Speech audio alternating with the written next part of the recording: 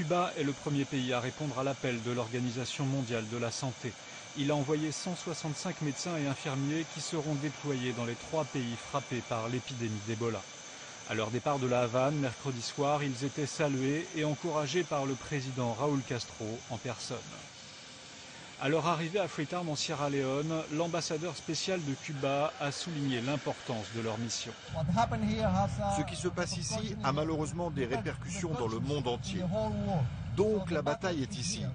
Et nous lançons un appel à venir nous rejoindre.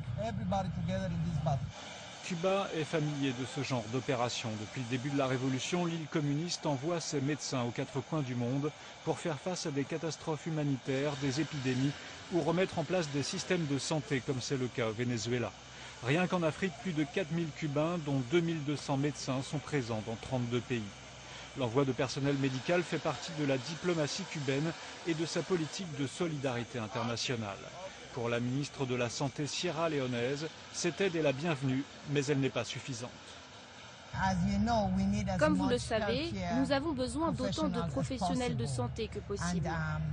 Cette aide va permettre une percée dans cette bataille, mais il nous en faut plus si possible. 296 médecins et infirmiers cubains supplémentaires sont en cours de préparation sur l'île avant d'être envoyés sur le front Ebola. Les États-Unis, de leur côté, ont annoncé qu'ils vont déployer quelques 3000 militaires dans la région pour lutter contre l'épidémie. Mais Médecins sans frontières, déjà sur place avec 3000 personnels, dont 250 internationaux, rappellent que l'urgence, c'est actuellement de renforcer les équipes médicales et non de promettre de l'argent comme le font les autres pays.